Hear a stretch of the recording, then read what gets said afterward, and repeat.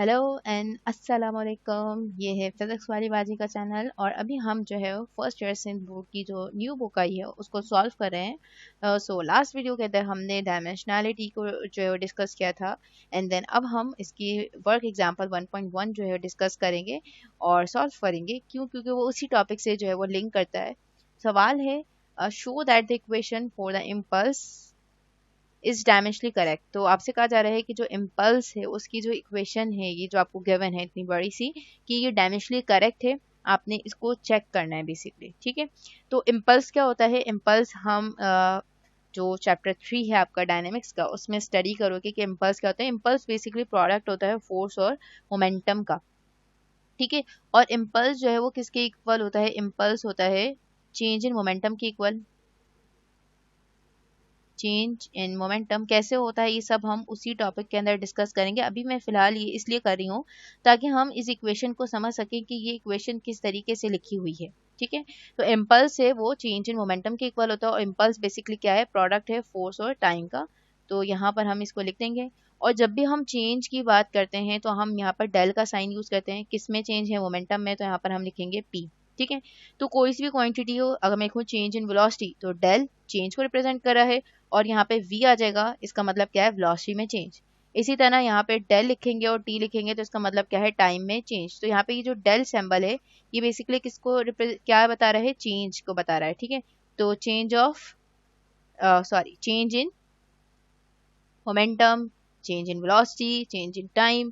ठीक है, तो जो भी क्वांटिटी। और इसको लिखते कैसे? हम यहाँ पे ऐसे लिखेंगे कि final velocity minus initial velocity, या इसको हम ऐसे भी लिख सकते हैं कि t2 माइनस t1, या final time minus initial time. तो जब हम ये न्यूमेरिकल्स वगैरह सॉल्व करेंगे ना तो उस टाइम इसको और अच्छे से समझेंगे कि हम किस तरीके से इसको लिख रहे होते हैं। तो अभी हमारे पास जो है वो इम्पल्स है किसके इक्वल है? चेंज इन मोमेंटम के इक्वल है। और इम्पल्स है फोर्स और टाइम का प्रोडक्ट है। और इम्पल्स किसके इक्वल है? चेंज इन मोमेंटम को। और चेंज इन मोमेंटम को हम डेल पी करके लिखते हैं। अब चेंज इन मोमेंटम को हम ओपन करेंगे तो ये कैसे ओपन होगा कि फाइनल मोमेंटम में से आप माइनस कर दोगे किसको? इनिशियल मोमेंटम को। और यहाँ पे आ जाएगा एफ टी।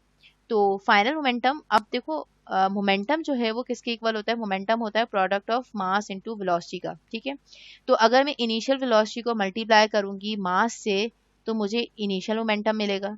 अगर मैं फाइनल वेलोसिटी को मल्टीप्लाई करूंगी मास से तो मुझे फाइनल मोमेंटम मिल जाएगा। तो इसका मतलब क्या है कि मैं इस पी एफ की जगह पर, मतलब जो फाइनल मोमेंटम है इसकी जगह पर लिख सकते हैं M V F.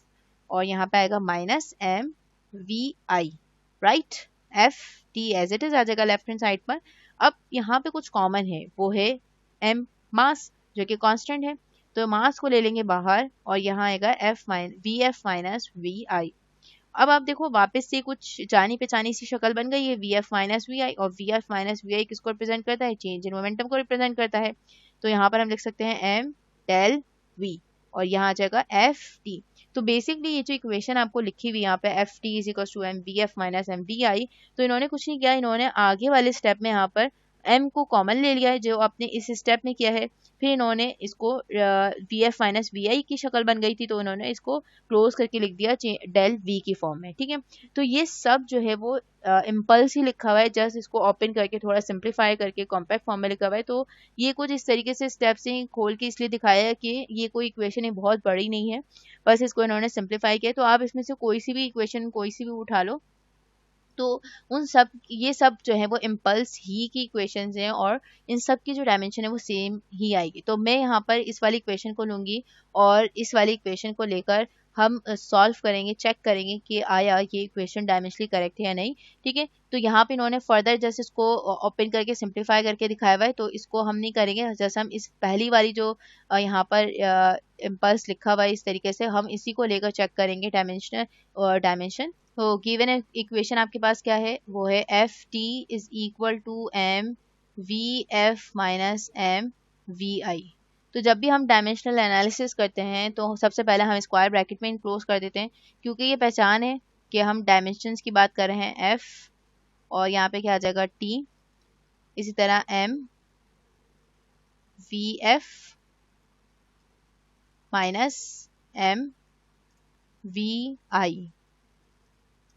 So as we know that force की जो डायमेंशन होती है वो M L T inverse square होती है।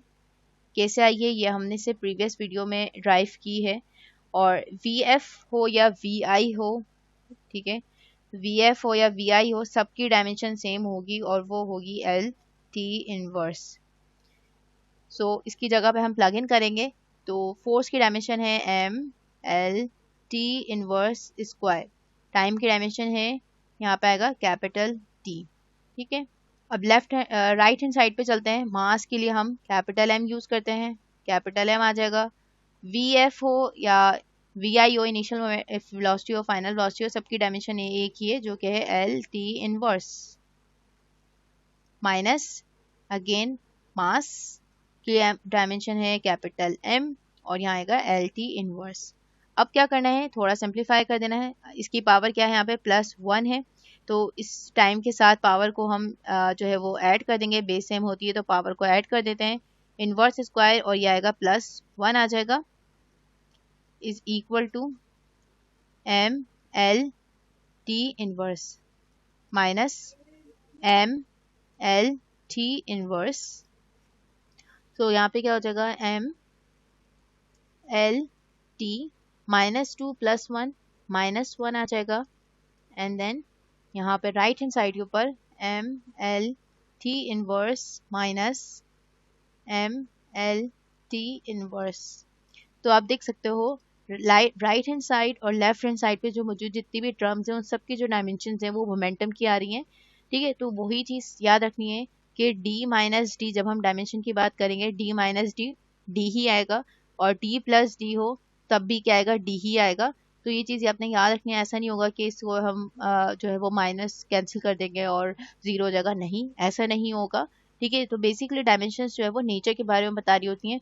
तो इसको हम इस तरीके से लिख सकते हैं, देयरफॉर कि जो लेफ्ट हैंड साइड है उस पे जो हमारे पास टर्म डायमेंशंस आ रही हैं वो एल टी इनवर्स मोमेंटम की डायमेंशन आ रही है, और राइट हैंड साइड के ऊपर भी जो जो डायमेंशंस आ रही हैं वो भी हर एक टर्म की मोमेंटम की आ रही हैं। कि जो ये इक्वेशन थी किसकी इक्वेशन थी, इम्पल्स की, इसकी जो दोनों साइड्स उस पर डायमेंशन आ रही मोमेंटम की, तो ये डायमेंशनली जो है वो करेक्ट है जब हमने इसकी डायमेंशन एनालिसिस किया।